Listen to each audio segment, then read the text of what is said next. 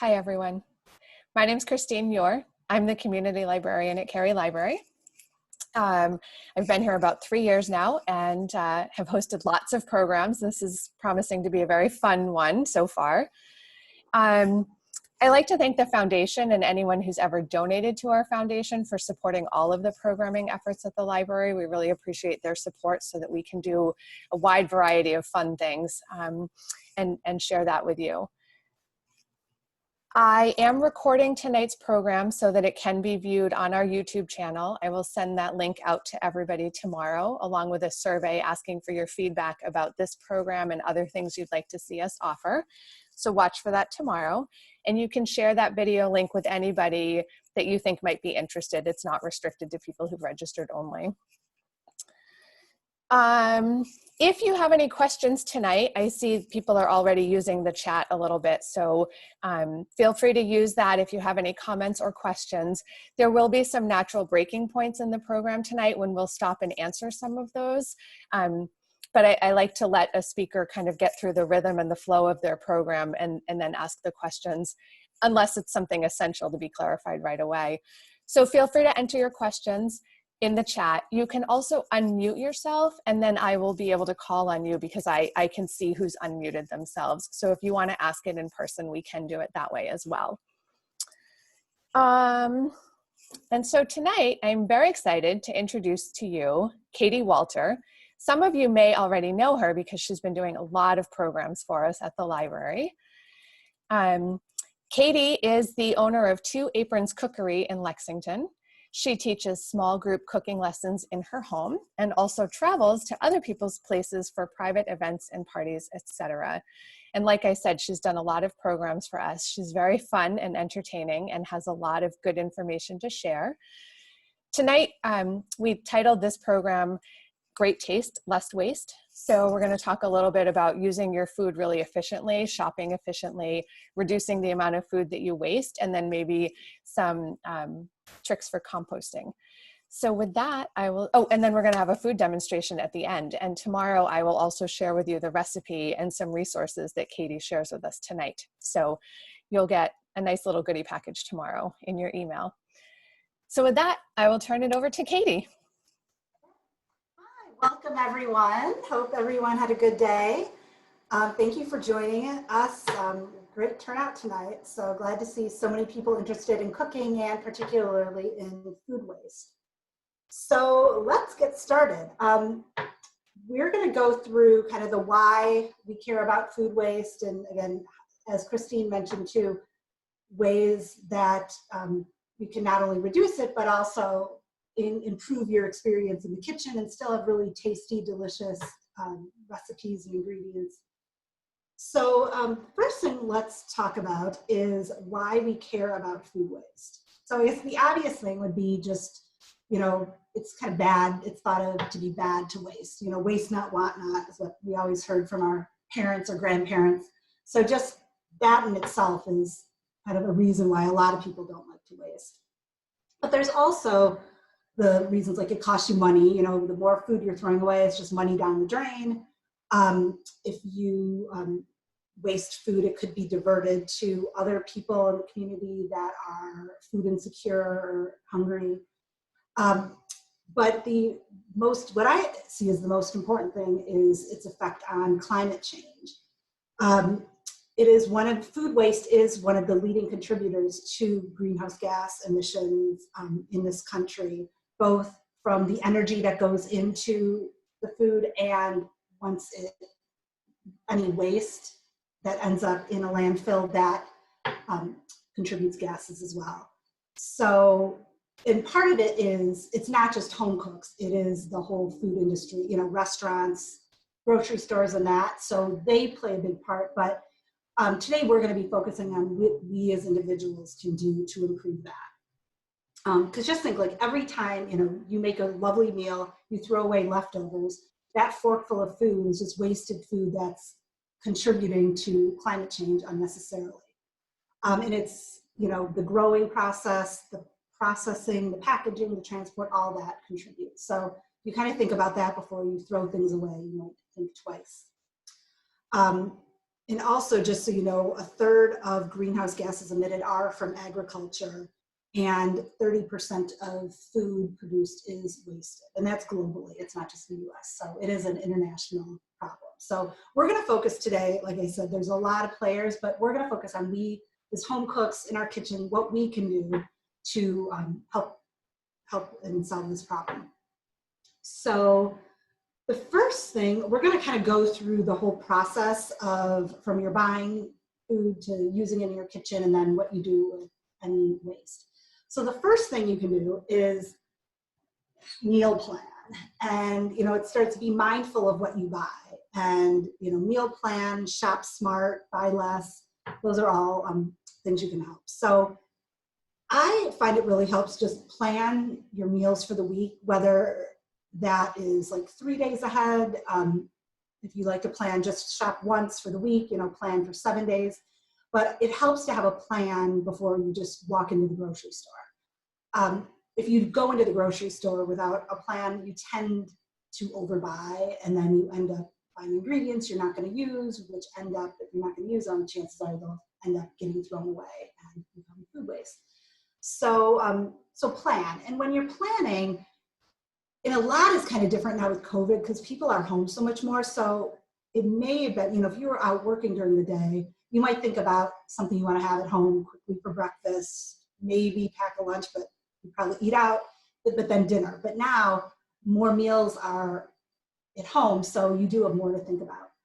So I know for me personally, like I just kind of go through, I have myself, my husband, 2 kids, high schoolers, and I just think breakfast. And you know, I think, what does cereal does this person want? What, you know, so I'll add that to my list. Kind of think about lunch. And when I do think about lunch, I also consider leftovers from dinners, so I don't overbuy for lunch. If I know I'm going to be making a really big meal, I will, and we're not going to have it for dinner for leftovers the next night, I'll include it in my lunch planning and then buy less like lunch meat for sandwiches or whatever. Also, when you are planning, be realistic of how much you're going to cook. You know, if you tend to go out 2 or 3 nights a week, don't plan meals for every night. If you know you want to do takeout, so keep that realistic, just so you don't end up overbuying.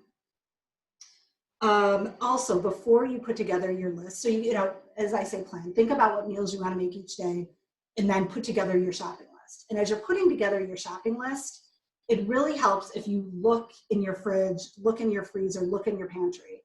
So what I'll do, I'll put together my shopping list, and then I'll just do an assessment. I'll be like, okay, I need cilantro to make this burrito bowl I made last night. I need cilantro, and then I'll go in the fridge, and I'll just double check. And chance, like this happened to me 2 days ago. I'm like, yep, I have a whole other bunch of cilantro in there. So if I hadn't checked, I would have bought double, and I probably would have ended up throwing it away. So definitely check that. The other thing too is you're planning.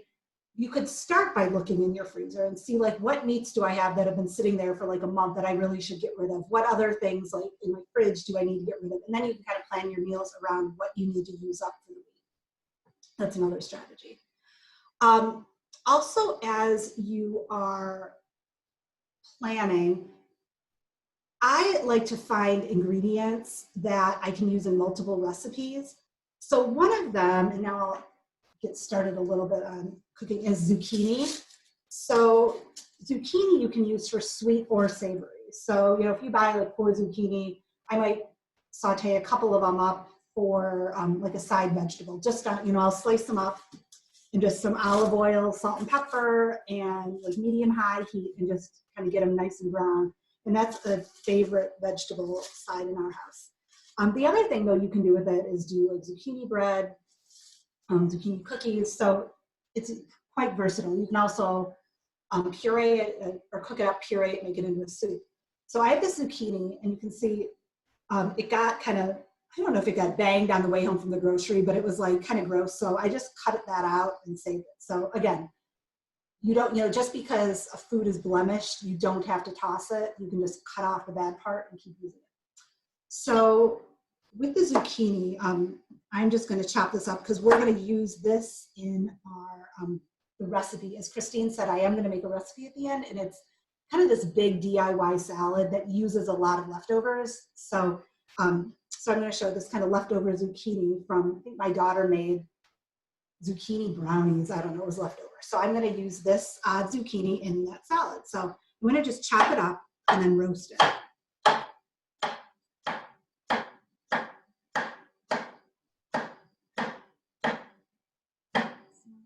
And I'm going to chop them again in half because again, it's going to go in a salad. So I want it to be smaller. Now it will shrink as it's roasting. So I am just going to do a half moon. So another vegetable too that I feel like is really versatile is carrots. And the other thing I like about carrots, and another thing as you're meal planning, is to think about foods that last long. And carrots is one of those. Like it, so by the way, I normally don't buy baby carrots, but they were on sale. So I bought them. And the big carrots didn't look that great. So these do not last as long as regular carrots, but if you buy regular carrots, especially the ones with the greens on them, like they will last crazy long. And again, you can grate them and put them in a salad. You can cut them up and roast them, just like we did with the zucchini, which I love to do. Again, you can steam it, puree it, make it into a soup. What else do I like to do with carrots? I used a lot of carrots during quarantine in March. Like I would buy huge things of it when I was only shopping like once every 10 days. Because again, they have so many different uses. So yeah, carrots are great for that. And I'm gonna chop up some of them actually and roast them. Even these, like I said, these little snacking carrots, they typically are used, you use them for dip and have them raw. But if you have extras and you don't think you're gonna use them raw, they could easily just be chopped, and then I'm going to roast them in the pan, just along with the zucchini. And I'll get to this later in the broccoli. So for the recipe, we need about like 3 cups of leftover roasted vegetables. So I'm just going to add a little bit of that. Okay, so carrots. Then the other thing too that I really like is buying whole chickens, because again, it's from an environmental perspective, you're using the entire bird, so that is good. And it's got so many versatilities. Like you can take the whole bird, you roast it, you have a nice roast chicken with potatoes and some roasted carrots. So you have a really nice roast, and then you're probably gonna have leftovers, and then you can use that for like tacos the next day. You could chop it up and put it in fried rice. You could add it to a salad. So you have that make chicken salad.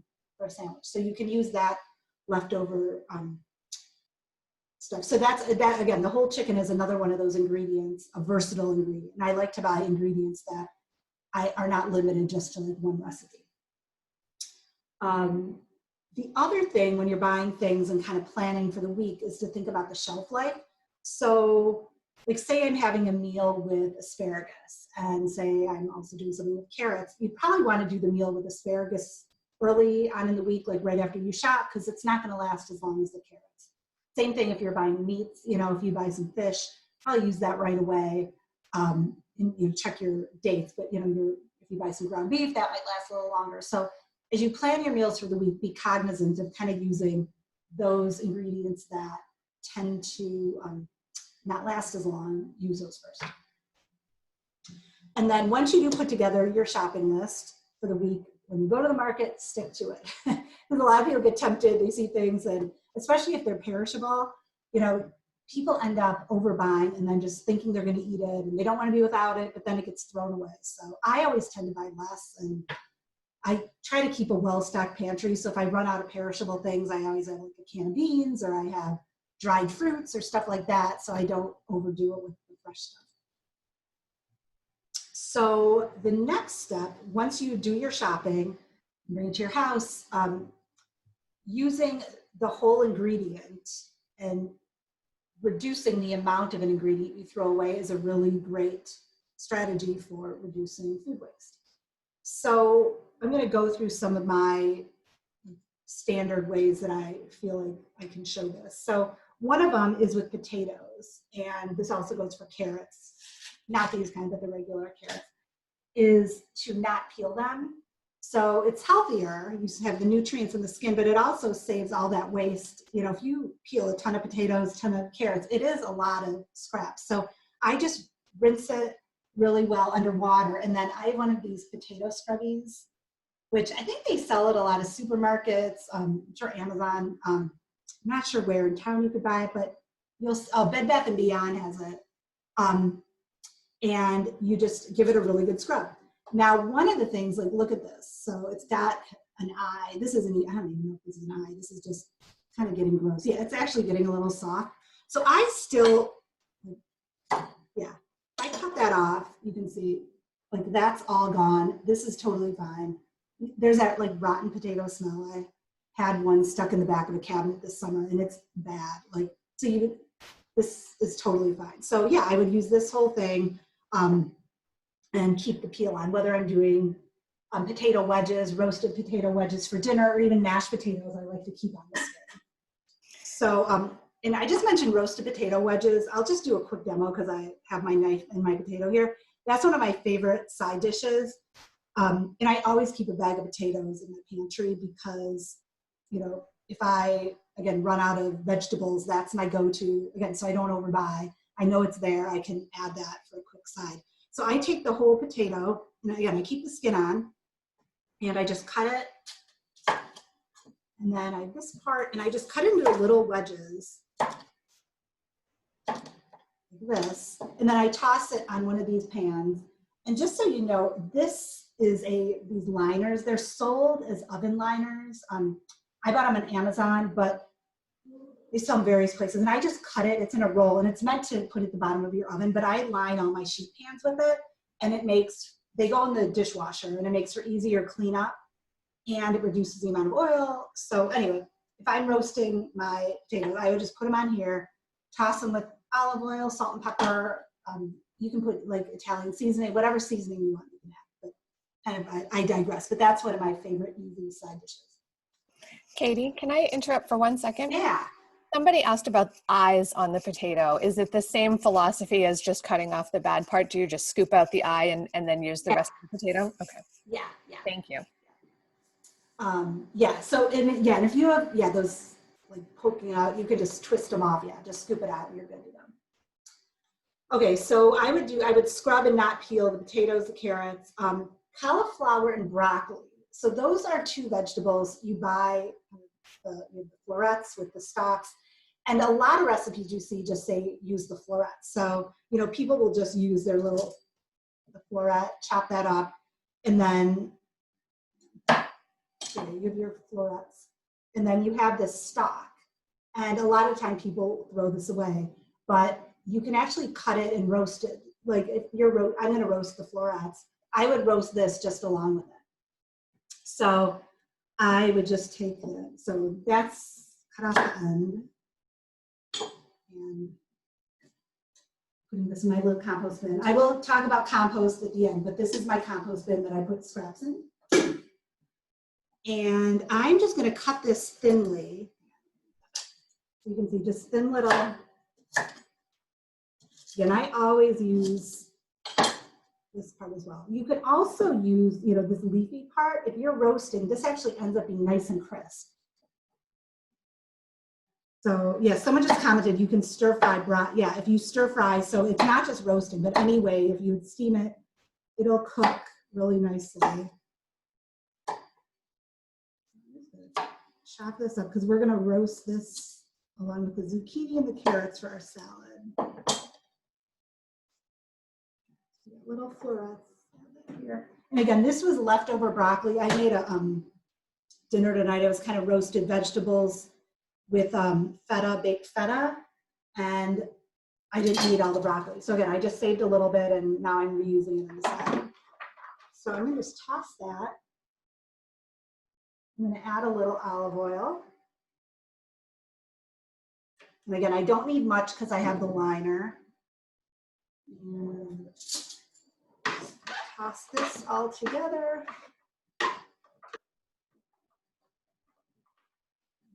A little salt and pepper, and this will go in the oven.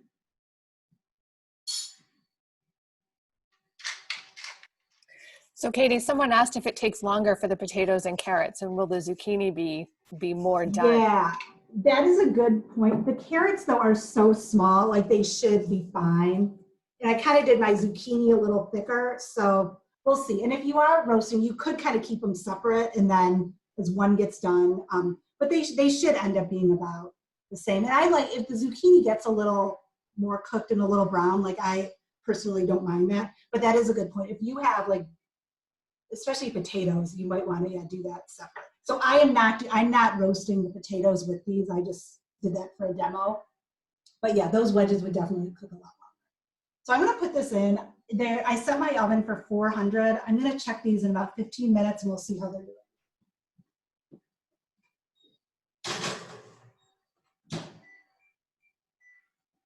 Okay. So, and then you can do that same thing with cauliflower as well, use the whole thing. I actually made this salad a couple months ago that was really cool. You took the whole head of cauliflower and you would take half of it, you would grate half of it raw, and then you would take the other half, and just like I did with that broccoli, you would cut off the florets, and you would cut off the stalk, and you would even take, the leafy part and add that in there, kind of break it up, and you'd roast that. You would not roast the grated part, that stayed raw, but you would mix that in with the roasted, and it was such a nice salad. It had pomegranates in it too, but again, it's another good example of how to use the whole cauliflower, how to use the whole vegetable. So really, I mean, the only thing I'm throwing away from that, I had a little bit at the end that I threw away instead of that whole stem that typically a lot of people do throw away. The other thing that I think people commonly will throw away and not use the whole ingredient is with bread.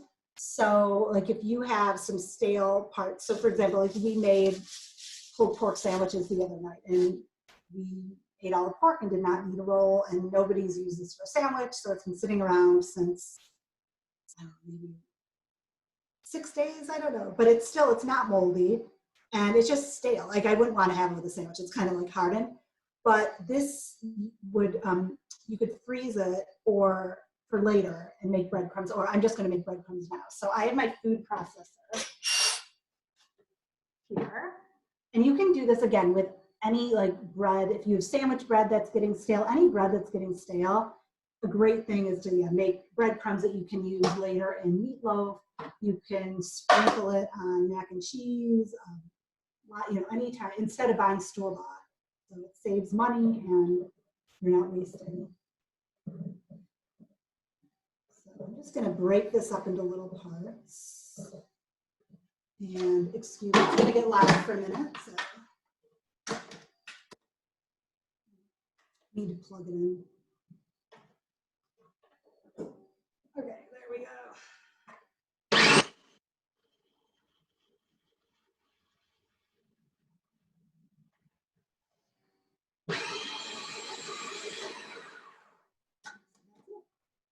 And then 1 minute.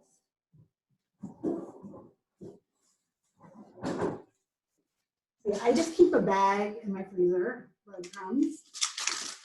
And I will just throw these in here. And I'm not exactly sure how long you're supposed to keep them in there, but I would say at least like a month or a couple months.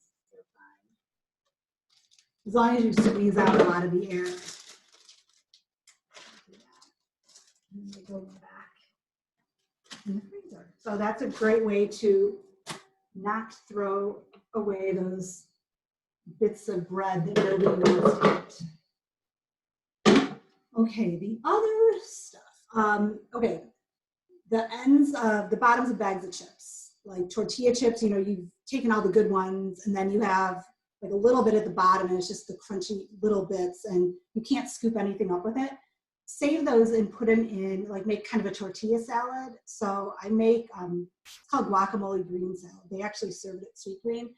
But yeah, I take greens, I add the crumbled tortilla chips, I add avocado, tomato, I make a cilantro dressing, and it's great. So that's a good way to use tortillas. Even other potato chips, pretzels, you can crumble them up and use them to coat either chicken or fish that you bake in the oven. So that's just a good thing to think about. If you have those bits, save them and they can be used.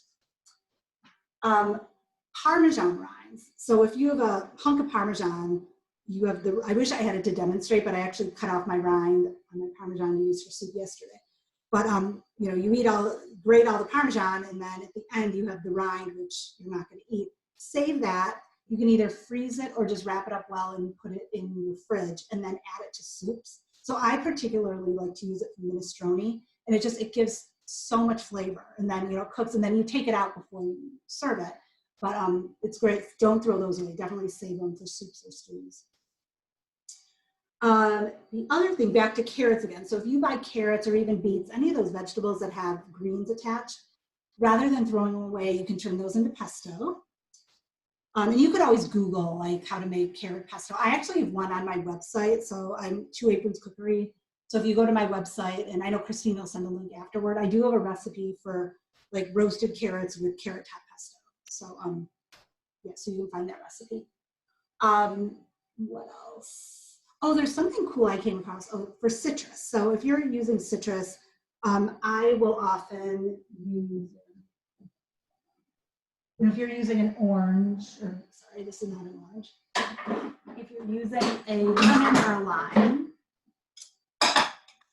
you will juice it. So I'll just demo my little juicer. So here's this. I always give it a nice little roll before. I keep them room temperature, give them a roll to loosen up the juices. So I want to use the juice, but rather than just throwing it away, this zest has so much flavor. So actually, I should have zested before I cut it in half. So I like to zest it with a microplane, and you just take that and you just do it until the lighter part shows up, and then you just move on. So yeah, and anytime you're using, like if I was making a vinaigrette with lemon, I would probably just use the zest and throw the zest in the salad just for more flavor. So you don't have to use it if you really don't like a strong lemon flavor, lime flavor. You don't have to, but it's just another way you're not throwing it away, and you might as well use the whole ingredient. So, and speaking of whole ingredient citrus, there is a cake that I've been wanting to try, not tried yet, on Food 52, and it's called a whole orange cake. And you literally take a whole orange, and it takes the, like everything, and I think you grind it up. I don't know, I haven't looked at it in a while, I just put it in my notes, but it's really interesting. Like you use the whole orange in the cake. So I'm gonna check that out one of these days, because I think it's so cool that there's no waste of that.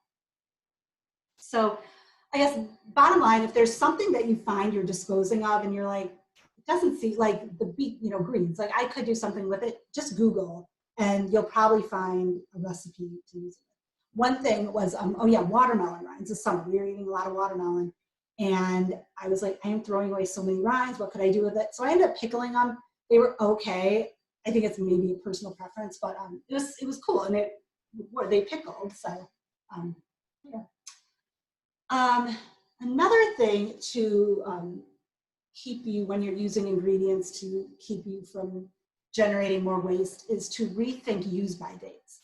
So you buy eggs, you buy meat, all that. It's, you sometimes see a sell by date, use by date, best by date. So those are all very subjective. There's no government regulation of them.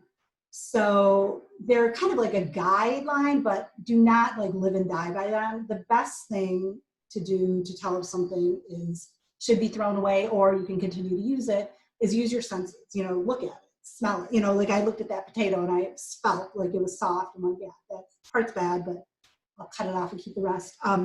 Even especially milk, I find, we'll have a thing of milk and my kids it's like half used. My kid's about to throw it away. I'm like, wait. And they're like, oh, it's past the expiration date. I'm like, well, did you smell it? No. So you smell it, it's perfectly fine. I mean, I've had milk this summer, I think it was like a week after the use by date. It was perfectly fine. So definitely look at those dates and do not just throw away before you see it. And kind of inversely too, I've had stuff that has like, especially with meat, like used by whatever day and it's bad before it. So it kind of goes both ways. But yeah, use your senses and let that kind of be the judge rather than just arbitrarily using those dates. Yeah, don't throw away blemished, imperfect food. So we kind of did that with the potato. Apple. So yeah, I might have been mumbling. So yeah, don't throw away blemished or imperfect foods. So one thing, like apples, I'll have apples in the fridge, and my kids will go on a tangent where they're eating them all the time, and then they'll forget about them. And there's like 4 apples that are sitting in the back of the fridge, and that are kind of, they're not like rotting, but they're kind of soft, like mushy. So I'll just chop them up and I keep the skin on them, and I just chop them up. I take out the seeds in that, and then I just put them in a medium saucepan on the stove. Sometimes I add a little bit of water, a little bit of cinnamon, and just let it simmer for a while, and then mash it into applesauce. So that's a great way to use those. The other thing, I had bought a big thing of tomatoes from Wilson Farm for Tomato Fest. And I did a tomato class for the library last week. So if you want to catch any of those recipes, it's on YouTube as well with Cary Library's site. But I bought all these plum tomatoes, and I kind of ran out of time and wasn't using them how I was going to make marinara. I just ran out of time. So what I did was, I'm looking where I put them. So some of them were kind of going bad, some were okay. So I cut them, and a lot of them seemed to have like one part was bad. So I just cut them in half. I throw away the bad half, and then the other half I roasted on one of those pans. And so it was a great way, like and they were kind of getting mushy. So I roasted them, and it turned out, it's like almost like a sun-dried tomato, but not as dry. I roasted them at 350 for about like 2.5 hours. And I just drizzled olive oil, balsamic, salt and pepper. I put some dried thyme on it too. And yeah, you roast them so the cut side is facing up. And oh my God, they're so good. Like I put them on bread. I think we're going to use them in the salad tonight too. You can chop them up, put them in pasta. Yeah, I used them in a salad the other night. They're great. Like, what was the other? Pizzas. Next time I make pizza, I want to use them. So anyway, great way to use like a bumper crop of tomatoes if you're running out of ideas. And the other thing too, like one of the things that I know my kids tend to throw away, they'll see a hunk of cheese in our fridge and it's got some mold on it. So if you have mold on cheese, you can just cut it off. And I mean, if it's like super old, no, but most cheeses, you can just cut off the mold and the rest of it will be perfectly fine. What else? Other thing I want to talk about is saving odds and ends. So like, if you have a dinner for your family and almost everything's eaten, but then you have like a couple of florets of broccoli left and, maybe just a little bit of salmon. That in itself really isn't a meal, but rather than throwing it away, like you could add it into something like a salad, or you could add it into a stir fry, frittata, make an egg frittata, or just scrambled eggs added in. So rather than throwing those little bits away, it really helps to save them, and you'd be surprised like how it really does kind of supplement you can add it to other things and avoid throwing it away. The other thing, like if you have a crust of bread, like I like to bake sourdough, and sometimes I'll just have these, the one piece and it's kind of going bad. So yeah, I'll just cut it up, saute it in olive oil, and make croutons that are so good. And I just put them, in my salad or in my soup.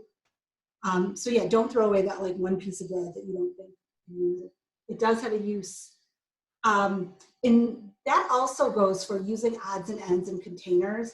So like my daughter made some yogurt sauce last night, and we had a big tub of yogurt, and there wasn't a lot left, but like she was going to throw it away. I'm like, don't throw it away. And sure enough, like this morning, it was enough for me to have my yogurt with my breakfast. So, and if you think about like, if that happened every week, that's enough, like 50 servings of yogurt.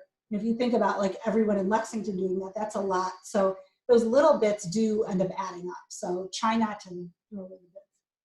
The other way you can help it too is sometimes it's hard to get like the little bits out of the containers. So spatulas are great. So I use like on my yogurt containers too, like I use a spatula to get it all out. But for some of these smaller jars, and I'm going to just use this tahini as an example, I love this small spatula, like you can see it compared. So it's almost like half-size spatula, it got cut in half. But this is awesome. And it gets in, even just like, I have a NutriBullet, and it gets in like the crevices of that to get as much smoothie out as possible. Like if I had, this still has a fair amount, but pretend it just had a little bit, like I can get in that jar where I couldn't get in it with my other things. So these are really good for, yeah, being able to get the last of the jar out, like with peanut butter. Okay, and then, oh, you know what, I'm just gonna look, the timer's about to go off for the roasted vegetables. So I'm gonna check that right now.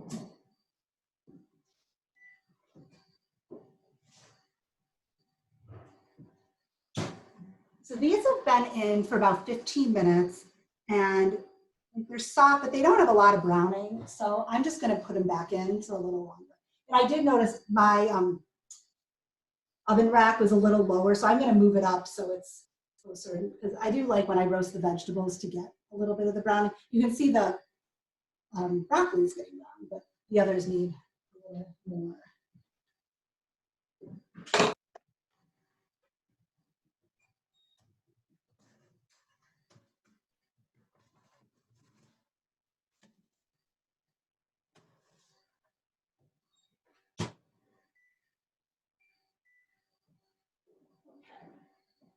And you could, you know, if you're roasting vegetables, sometimes I'll toss them midway too. You can do that as well. You don't have to. Okay, so now I'm going to talk about freezing. I go from the oven to the freezer.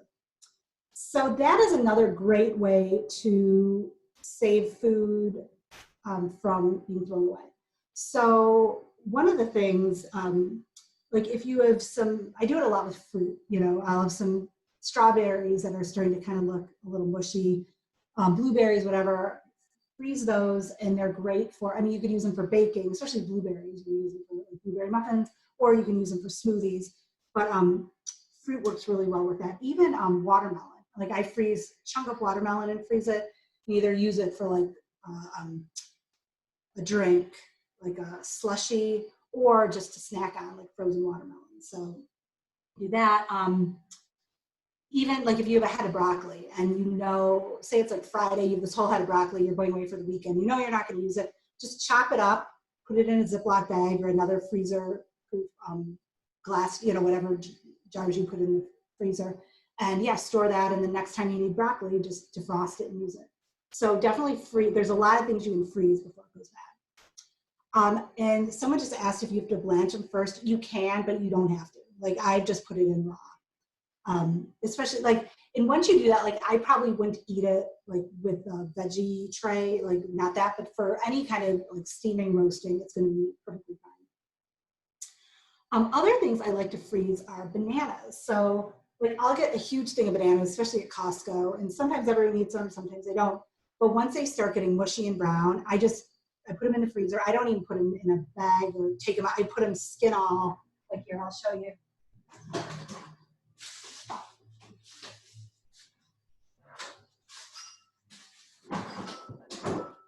Show you a little things from my freezer. So yeah, I actually have these in a bag because I was transporting them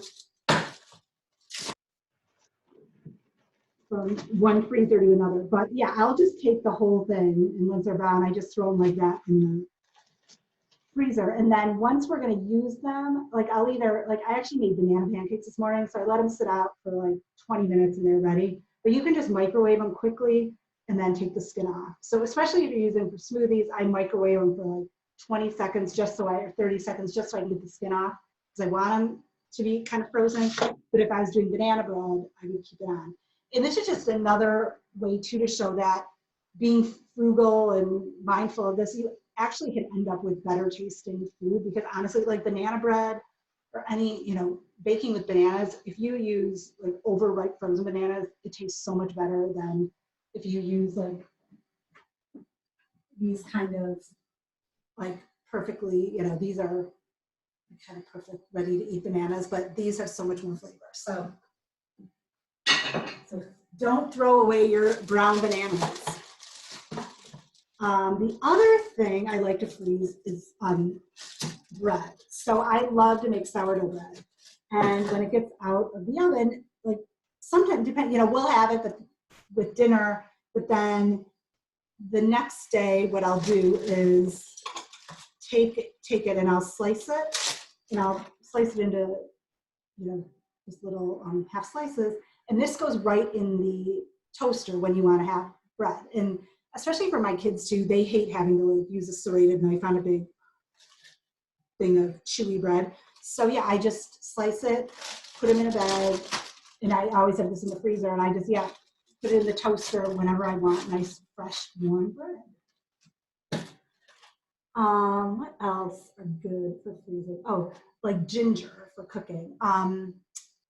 That, you'll buy fresh ginger, you'll use a little bit of it. Usually you have some leftover. You can keep it in your fridge, but it'll only last for so long. So I usually put it in the freezer. And then actually, if I have to chop it, I usually will just chop it or grate it from frozen. What else? Oh, if you buy the little cans, I'm trying to think of foods you tend to throw away that you really don't have to. Little cans of tomato paste. Once you use whatever you need, put that in. I actually use little Ziploc bags for that. And just put that in the freezer, and just you break off what you need whenever you need tomato paste. So those are some of the things I like to freeze. And then the big thing with the freezer, don't forget what's in there. And that kind of goes back to, in the beginning, the meal planning. Check your freezer before you go shopping. But yeah, it's great to save these things, but if you end up just not using them and a month later throwing them away, it kind of defeats the purpose. So make sure you use what you have in the freezer. And then the other thing is too, just when you buy stuff, there really is nothing wrong with buying frozen, frozen peas are excellent, frozen spinach is excellent. Because if you buy frozen, you don't have to worry about it going bad as much as, freezer stuff will eventually go bad, but not for a really long time. So you don't have to worry about it as much as with fresh produce. So yeah, the freezer can be your friend. Katie, there were a couple of questions in chat. Can I interrupt you for 1 second? Yeah, absolutely. Follow up on a couple of things. Listen, I'm going to get this stuff out of the oven, but I'm listening. So. Can you hear me from there? I can. Okay. So somebody said, did you say use the skin of a banana in banana bread? No. Okay. No. I was saying to take the skin off, microwave it, but yeah, don't use the skin. Don't use the skin. I'm not that. Some things there's a line. Yeah, I'm good, but not that good. Yeah. With the tomatoes, did you peel those tomatoes? No. Okay. I didn't think so, but and how did you store the lemon zest? What kind of shelf life? Do you freeze the zest? How long does it last? Lemon zest, I really just use once I zest it. I've actually never tried saving it. I think it does lose its pungency pretty quickly. So if you're going to bother zesting it, figure out a way to use it right away. Okay. And yeah, you can use it in baking. You can use it over your salad. You can use it over roast. It's really nice over roasted vegetables. So yeah, there's a lot of ways you can use it. But yeah, I would not store it. You could try, but yeah, I think it loses a lot of its flavor pretty quickly. Okay. And the last question that came up in chat, the mat that you put on the roasting pan, is that similar to Silpat? I don't even know if I'm saying that right because I don't know what Silpat is. Because the Silpat I think is more like the spongy. This is. Here's another one. This is another brand. It's more just it's super thin, and it's I think it's made of maybe a metal or something. So it's different than Silpat. It's almost like a reusable parchment paper or something, right? Yeah, exactly. It is, yeah. And this is actually, I got this in the UK, and they do sell it as reusable parchment paper. But in the US, I haven't been able to find it. So the closest thing I found in the US is the oven liners. So, yeah. Perfect. Thank you. Yeah. There's different, I have black oven liners. I have another one that's more like a copper color. So it really doesn't, and I've tried different brands. They all kind of seem to be the same. So they are a great tool. They're one of my favorite tools for the kitchen. So, yeah. So I will move on to now leftovers. So, you know, it's very hard when you're cooking to figure out the exact amount of food you're going to need for any given meal. So usually we all have leftovers. So we've talked about, you know, even if you have little bits, definitely save those, figure out a way to use them. You can use your leftovers for lunch the next day, dinner the next night. But some people do get bored and they don't want to be eating the same roast for, you know, roast chicken 2 or 3 nights in a row. So we talked about this a little bit in the beginning, but I'll come back to it. You can repurpose leftovers. Like many people are perfect, like I'm perfectly happy if I really like the meal having it 3 nights in a row, but a lot of people get bored. So some of the ways you can repurpose things, like rice is one of the big things. I always make like extra rice, and I never can like figure out exactly how much rice to make for any given meal. So I always have a ton left over. And yeah, I'll use that the next day for, or even, it lasts like a day or two. You don't want to go too long, but I'll use it for fried rice. And it actually, again, fried rice with day-old rice tastes way better than with fresh. So you end up having better tasting product.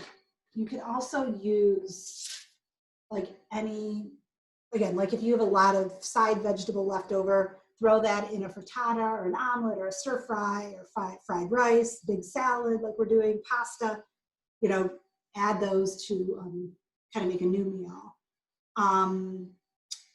So yeah, use your leftovers creatively.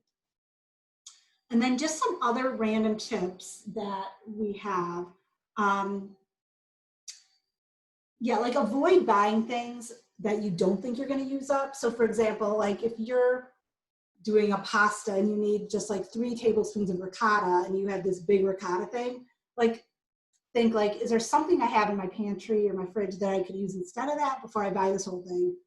But then if the answer is no, and you're going to buy it, then as your meal plan, and kind of think, what else could I make this week that uses that ingredient? So that's one thing. If you have any food, especially, you know, this goes for like canned, you know, especially canned things that are going to be expired, don't just, you know, end up throwing away, donate them to a food pantry. Even, you know, if you have stuff that's open, call your friends, see if they want anything. There's a lot of the free groups too in Lexington where people, you know, if you end up buying like the big thing from Costco, I know I've done that with like the seaweed snacks, and my kids hated them after 2, like who wants all these prepackaged seaweed snacks? So you can find people that will, you'd be shocked, like people will take anything. So you can get rid of food without throwing away. Someone just said frozen fish is good too. Yeah, frozen fish is, yeah. I mean, I usually buy a big salmon from Costco, use half of it, and then freeze the rest. And it, yeah, you can definitely freeze fish. You can freeze all meats, really. They're great for later. And oh yeah, and just going back to the meats, like sometimes if I'm shopping, especially for like 7 days, and I'm like, okay, I'm going to be making hamburgers in 5 days, like I will just freeze it just because I have had it go bad earlier. And then if something happens and I don't make it, and like, it's easier just to like have it frozen and not have to worry about it going bad. Another thing, just because if you're at the grocery store, just because something is like buy one, get one free, like you don't have to do it. You know, if you are not going to use that second melon, like just leave it for someone else and take what you know you're going to use, so you don't throw it away. And then another thing I wanted to share, my last tip is, and this prevents you from wasting herbs. So when I buy herbs like parsley or cilantro, this is parsley, I get it home, I give it a good rinse at the sink, and I shake it all off, shake out the excess, and then I use a clean dish towel. And I save like my dish towels that are kind of getting like gross, like holes that I don't want to have displayed, and I just put it in here. And if I have time, I'll just kind of lay it out nicely and it can air dry, or I can just roll it and kind of let it dry like this. And then I will roll it up and stick it in either like the bag, for if I use the bag at the grocery store, I'll put it in that, or a Ziploc, and it will last an incredibly long time. And the other advantage to that is like when I chop like cilantro or parsley, I hate if I just wash it right away. Like I feel like it gets really mushy. So I like doing that ahead of time because then when I do come to chop it, it's dried by then. Someone asked if I do salads like that. Yes, I will. I have to say though, I like to buy, like tonight we're going to use the box. So, but if I buy like a head of lettuce, I will do the same thing. I'll rinse it out, I'll shake it off, and then I'll dry it so it's not wet when I serve it. So yeah, you need the same thing for that. So yeah, so that is it. So now composting. Diane's about to kill me. She's like, how did she forget? So now, hey, let me just grab this from the oven. So our roasted vegetables have shrunk. They're looking good. So I'm going to just set these aside and let them cool down while I discuss composting. So we've talked about all these ways we can avoid food waste. But at the end of the day, we are going to still have some food waste. So what do we do with it? So one of the things you can do, first of all, I just want to share this stat. And this is from Black Earth, which is a compost service in town, which I will talk about. But there are 1,500 pounds of trash generated annually per household in Lexington, of which 30% is organic waste, which could be composted. So that's a pretty big number.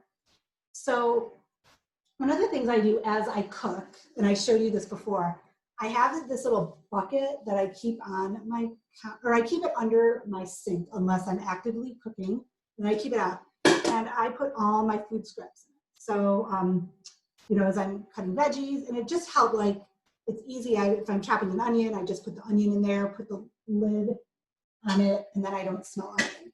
So you can buy these Bed Bath & Beyond, Amazon. This one has a charcoal lid. I have another one that does not have a charcoal lid, and I don't notice a huge difference. And actually, I need to find one that fits it. It's taped in there. But yeah, this works great. And then you line it with these little disposable or compostable bags. And these go in the compost too. So again, as I'm cooking, I don't put stuff in the garbage. I put it in my compost bin. And then what do you do with this? So there's really two options in Lexington. You can have your own bin in your yard that you add stuff to. But again, you really can only put like fruits and vegetables, I think eggshells, coffee grounds. You can add some of your yard waste to it to a certain extent. But you can't put any meat or fish or any of that in. Now, your other option is you can join Black Earth Composting Service, which picks up from your door or your curb in Lexington.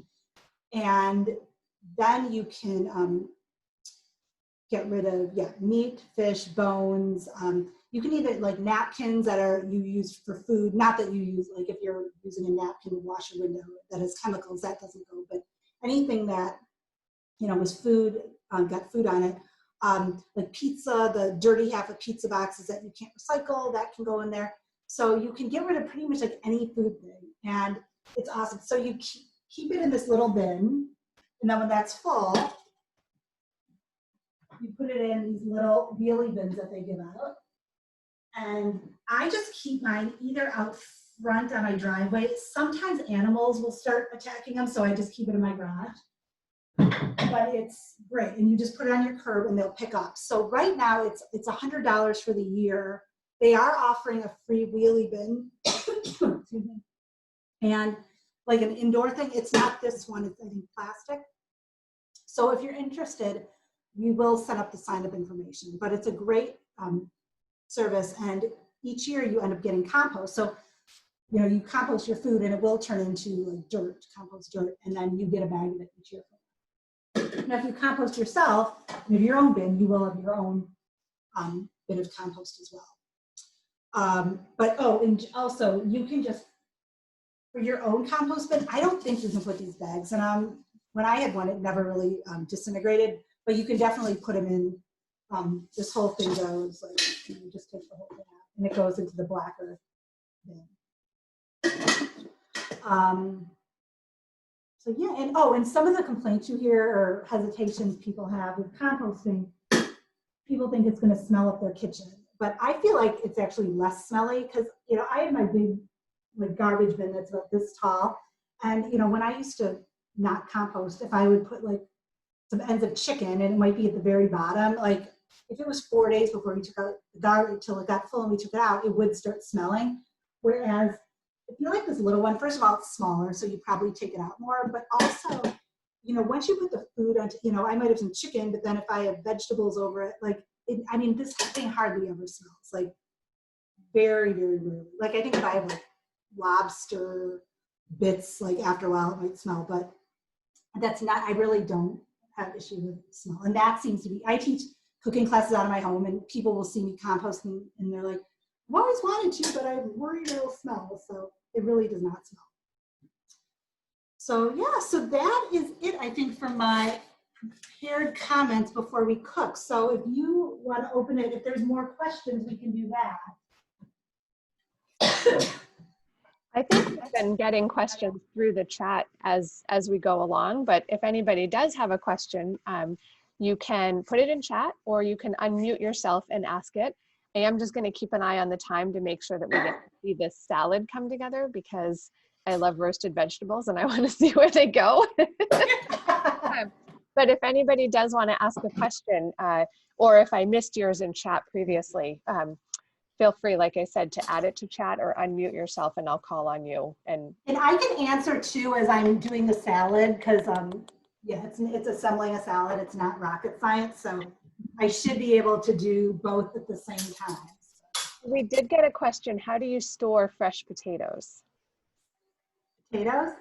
I just keep them in my pantry, like at the bottom of my pantry. And I usually keep them in the bag they came in. I do have like a burlap sack that sometimes I'll put them in, but yeah, I just keep them in the plastic bag because it is the hole, so it gets some air. Same thing with my onions. I put my onions down there too. Great. I will jump in if anything else comes up, but otherwise, let's make a salad. Okay, so I call this like big DIY salad. And it's because it's really just like, it's a big salad. So it's definitely enough, it's a hearty enough salad for a meal. I'll usually serve it with bread too.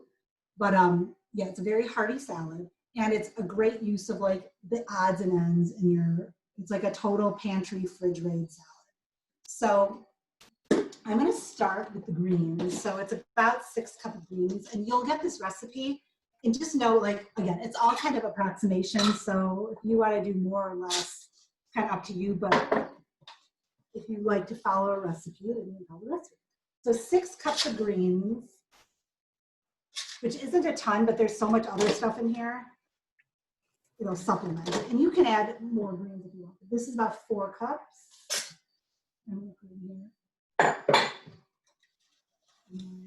Katie, do you keep your onions and potatoes together or separate?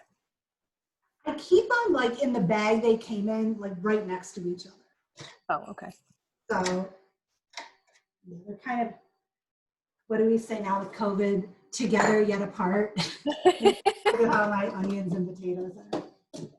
Okay, so that's my salad. And again, I'm using spring mix, but you can also use, yeah, whatever greens you have.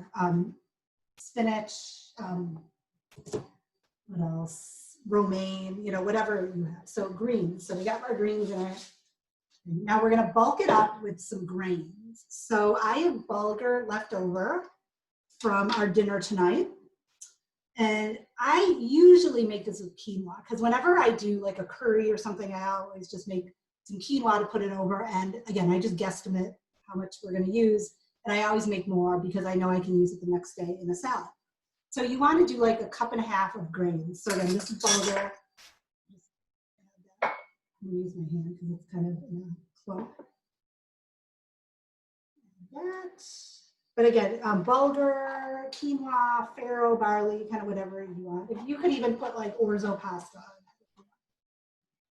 it. Okay, so we got our grains. Now we're going to add the roasted vegetables. So we should add like 3 cups. This might be less. Let's see what we have. And again, you don't have to be exact, but let's just see for curiosity's sake how much we got. Lots of questions about potato storage. You know, so hang on, let me just get my potato.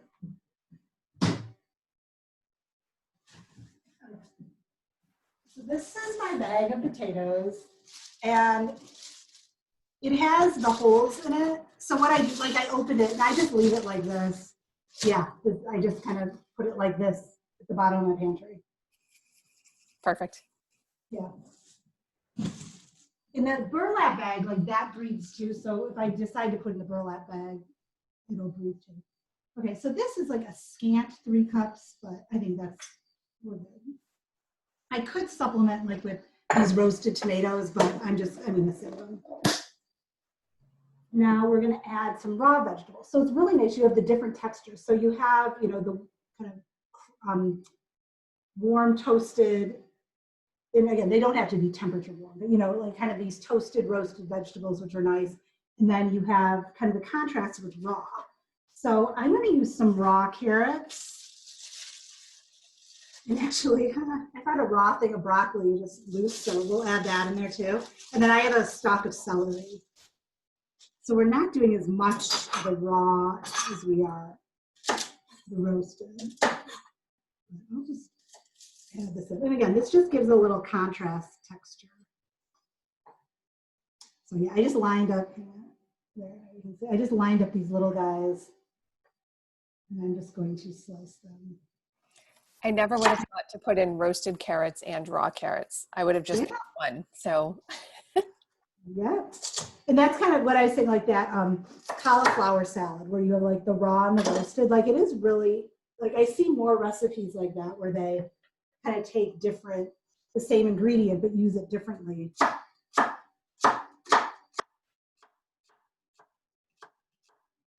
And again, whatever you're adding in, just kind of add into, you know, bite-sized pieces. And the celery will give it a nice crunch. And celery, I feel like I bought it for my minestrone, and I have to figure out ways to use it.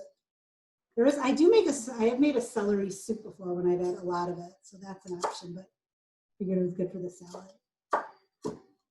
I never use up a full bag of celery when I buy it. So celery soup is a great idea. Yeah, celery soup. There's a great one. I can send the recipe. It's from Epicurious, and it's actually really good. Huh. So yeah, so that should be about, it's like 3/4 cup. That probably should be good. We're gonna add an avocado.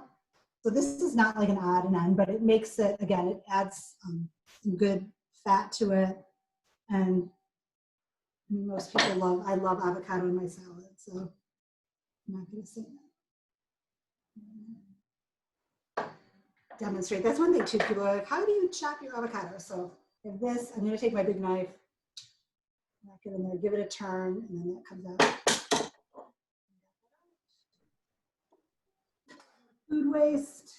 Yeah, I do not use my knife in here.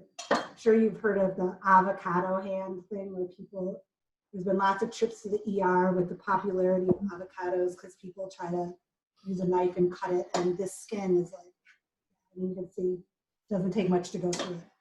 Yeah. So I prefer to take them out, and then I just usually, and these are fairly ripe too.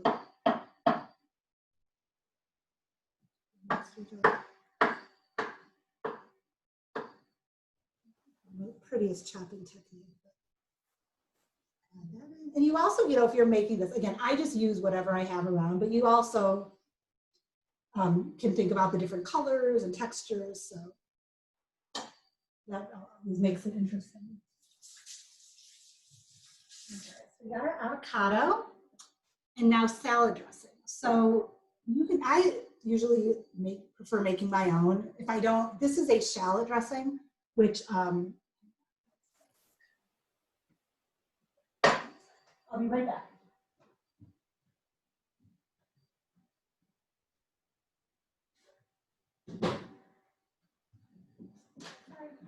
Runny nose. So if I don't have like, okay, this is a shallot dressing. The recipe will come out. It's got a shallot, sherry vinegar, Dijon mustard, whole grain mustard, dried thyme, garlic, salt, pepper, olive oil.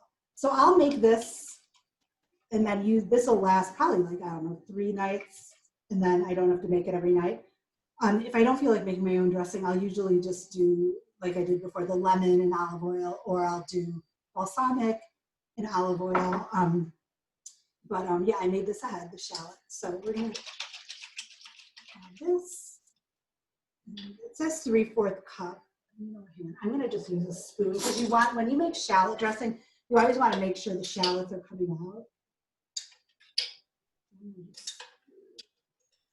Do you leave the dressing on if you're, like if you have leftover salad, or if you're eating this for lunch all week? Do you put the dressing on for the whole week, or do you do it by individual serving?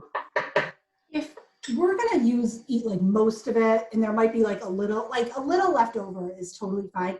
If you would make this and plan on doing for like 3 days, you might just want to toss it each day. Yep. But it definitely is fine. Like, it's hearty enough where it's not gonna be like super watery the next day if you do dress it. So I'm just gonna kind of toss that. And then, I have other stuff. So add the rest. Okay, hard-boiled eggs. So it calls for, this salad makes 4 servings. That it really does. Like, I've had it with my family, it's pretty. So there's basically a hard-boiled egg for everyone. So the recipe says like peel them and then give everyone an egg, but you can also just add it in there. I always keep it on the side because not everyone likes hard-boiled eggs.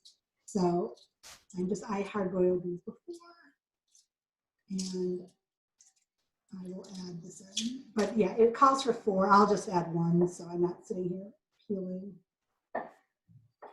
Meals like this are really nice because if there is something that somebody doesn't like, they can just pick around it, you know. Exactly. So you don't have to take an egg, or don't take an avocado, or right. You know. Right.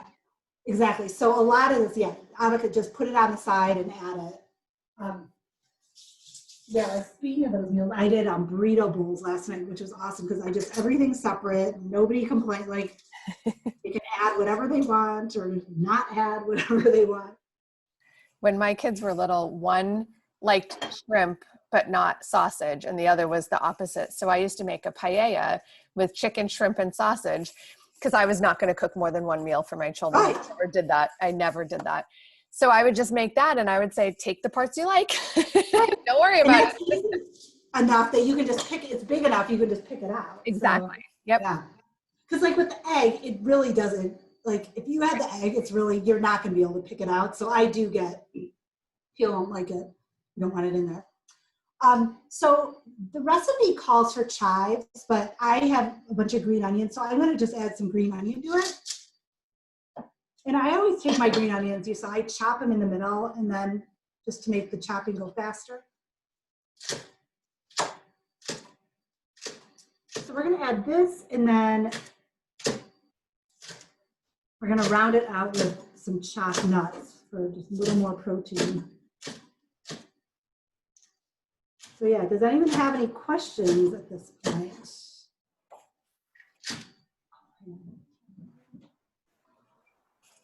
Feel free to put a question in chat or unmute yourself. And just while you're thinking about whether you have a question, I am going to send out a message tomorrow with a link to the video for this and the recipe, and a link to Katie's website and email address, so that if you do come up with a question later, you can reach out to her, or if you want some ideas for recipes. Oh yeah, and I'll say too, give a little plug. I'm teaching I normally do classes out of my home, but obviously with COVID I am not. So I do offer Zoom classes. So I'm doing a Middle Eastern class next week. So if anyone's interested, you can just visit my website for sign-up information. But I'm doing a daytime one next Wednesday and an evening one on Thursday. So what'd you say? I'm sorry, go ahead. Oh no, and we're making lamb stuffed grape leaves, hummus, and a drink of frozen mint lemonade called limonada. Wow. So that's the menu.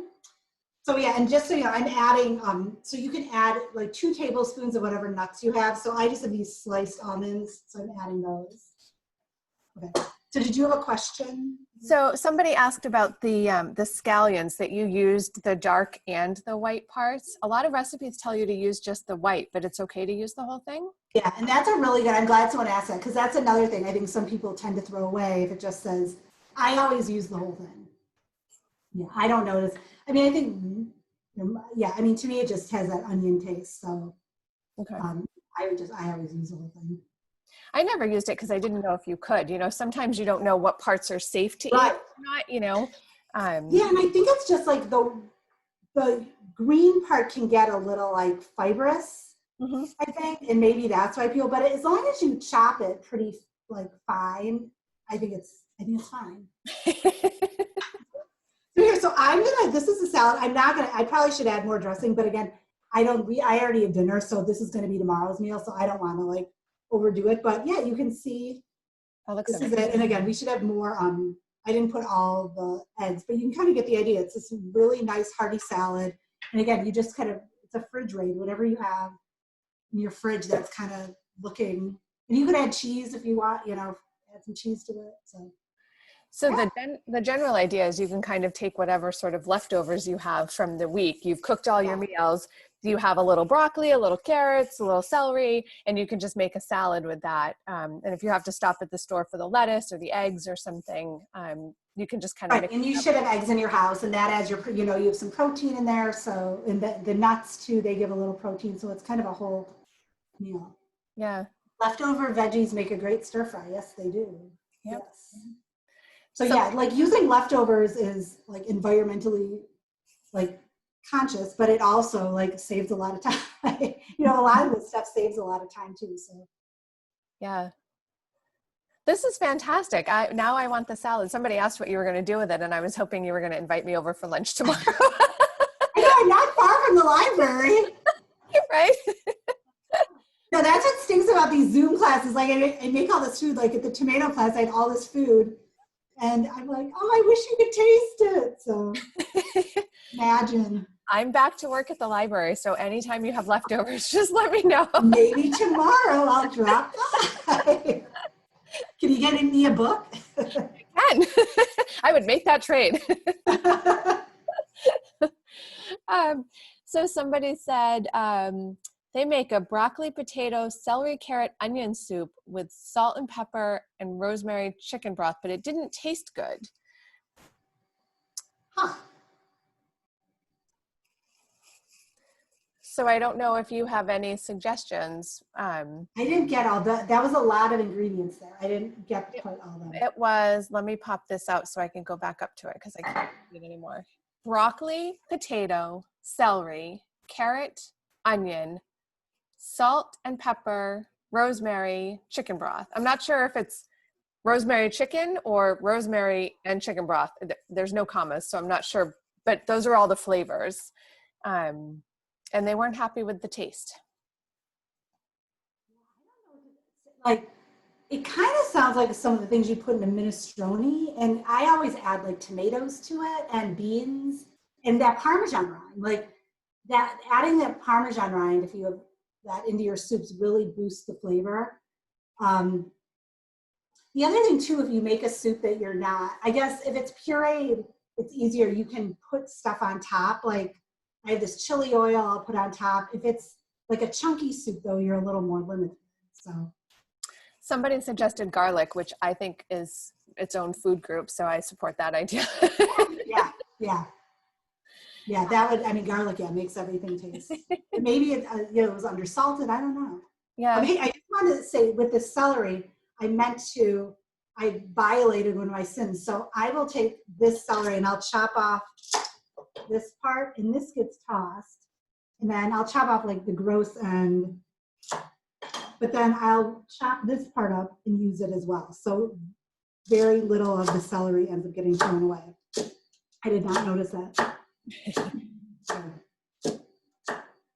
Okay. Any other questions? I'm not seeing anybody, but we can give people another minute to think of anything. And I did put Katie's website in the chat again, and I will send that out in the follow-up email. This was so much fun. Some of you who came in early heard me talking with Diane and Katie about how we started planning this back in the winter days. We think maybe January, February, and it feels like forever, to finally bring it out. But we were so excited about it because regardless of what your goals are, it's just always good to use up all the food that, whether you do this because you want to save the money or because you don't like wasting things or because you want to counteract climate change a little bit. There's a lot of different reasons why you might do this, but regardless, the ideas are really good and that salad looks amazing. And I think it shows people too that you don't necessarily have to follow a recipe exactly. You can kind of be a little flexible with what you have and mix it up a little. So we have 2 more questions, and then just being mindful of the time, we can wrap it up after that. Did you rinse the lettuce and carrots before the class tonight, or do you rinse those before you use them? I did not rinse the lettuce because I think it's triple washed. The carrots, I usually do, but I actually forgot. And they're those like the packet ones. So I think they are fairly washed, but they are washed and ready to eat. But I will usually just rinse them because sometimes they get kind of gross, but I kind of forgot. But the salad, I don't wash the salad. And our last question for tonight, tell us a little more about the celery soup. So I haven't made it in a while because again, I made it because I had a big thing of celery that I needed to figure out how to use. It's on Epicurious. It's a puree. I know that. It's a pureed soup. And I forget if there might have been like an apple in it. I can send you I'll just send out I can give the link to you, Christine, if you want to include that with the class. Or someone, if you can also just email me directly to whoever had the question. Okay. You can email me offline and I'll send it to you. I think a lot of us probably find that we buy celery for one recipe and then, you use 2 stalks and have a lot left over. So I can look on Epicurious for the recipe and we can include that in the follow-up email for sure. I think that might be one that we all could make use of. And it was really surprised. I made it and I was like, is this really going to, and it was surprisingly good. So really? Yeah. And we're heading into the colder weather. So, soup will be. Yes, and with Thanksgiving too, I think a lot of people, I think I made it last Thanksgiving because I bought it for stuffing and then made it after Thanksgiving. So. Yeah, excellent. Yeah. Katie, you're fantastic. This was my first program to host for you. I know Mina's done several of them, but this was so much fun. I think you gave us so much good information, and I enjoyed watching you move around the kitchen. You've inspired me to do more cooking and using the leftovers. And not just eating the same sandwich every day all week. So thank you so much for being so fabulous in the kitchen. Thank you to everyone who joined us tonight and stuck around for the full program. I think there was a lot of information in here. So thank you for staying with us. And I will send out some additional resources tomorrow. And if you have any questions, you can contact me directly or you can contact Katie if there's more that you want. And if you liked this program, I will include a survey. So if you want us to do other kinds of cooking or conservation or climate change, whatever kind of topic you liked and you'd like to see more of, just let us know. Don't be hesitant. We appreciate the feedback and we're here to offer programs of interest. So we appreciate the feedback. So thank you again to everyone who came and to Katie, and watch for that email tomorrow and have a good night. Bye everyone.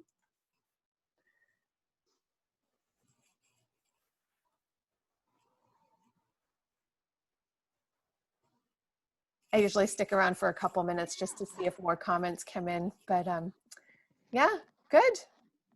Lots of positive feedback. Good. No, it was really fun. It was the timing worked out okay. And yep, it was fantastic. 25. Oh, good. Perfect. So I'll send you that. I'll send you the celery recipe. Okay. Yeah, I'm really excited about that. I don't know if they have multiple or not, but I see. At least the soup one, and if there's a link to it, then people can. Yeah, there's a link. Yeah, you know, yeah. I think it's Epicurious, so I'll look it up. Awesome. I can send it to you tonight. Perfect. Yeah, good.